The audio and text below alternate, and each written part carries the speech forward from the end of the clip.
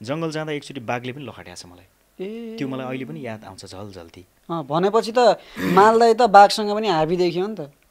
बाघसँग लड्न चाहिँ लडिएन होइन, तर बाघ त्यो अलि पहाड साइडतिर हामी अब केटाहरू होइन त्यति बेला के भन्छ कुसुम हो, मैले खाएको छु नि, म धेरै रुखमा चढाएको छु कुसुमको। कुसुम जामुना खान जाने होइन जङ्गलमा, केटाहरू भर्खर एसएलसी दिएको त्यति बेला।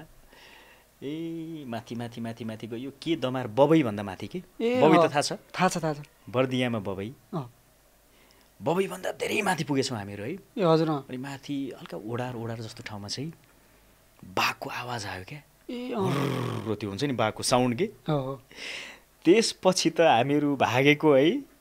लास्टमा हामी कति 10-12 जना केटाहरू थियौँ जङ्गल छिरेका। लास्टमा 2 जना मात्रै बाहिर निस्क्यौँ क्या। को कतातिर निस्क्यो, को कताबाट भाग्यो थाहा भएन कि। त्यही भएर बर्दियामा बाघबाट आतङ्कित हामी मान्छे हो। त्यत्रो त्यो 12 जनामा सबै भाग्नुभयो, कसैलाई चाहिँ समातेन बाघले? कसैलाई पनि समातेन बाघले। पछि चाहिँ कोही केटाहरू कहाँबाट निस्के, कोही केटाहरू कहाँबाट निस्के। म र मेरो एकजना साथी चाहिँ सँगै थियौँ कि। हामीहरू ठ्याक्कै बबईकै आसपासबाट निस्क्यौँ।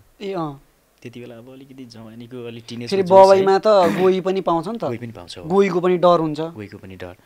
बर्दिया भनेपछि त्यही त मैले बाघको कुरा किन उठाएको भने हामी जङ्गली जनावरले हामीलाई माया पनि गर्छ भन्न खोजेको। त्यो मान्छे खायो भन्दैमा जङ्गली जनावर चाहिँदैन भन्ने होइन है।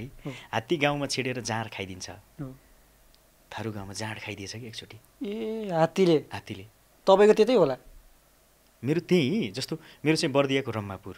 ए रम्मापुर भनेको थाहा छ? सुदूरपश्चिममा गाडी जाने बेला रम्मापुर चेकपोस्ट आयो हो, फोहोर नगर्नु होला है, फोहोर नगर्नु होला, बाहिर नथुक्नु होला होइन, न त चटाउँछ भन्छ के खजाले खलासिल नै आएर भने थुक चढाउँछ है, रम्मापुर चेकपोस्ट आयो भन्छ नि। हो रम्मापुर चेकपोस्टको छेउैनिर जन्मेको मालदाई हो म है। बाघ भालुको आतङ्क पनि सहेको छु मैले।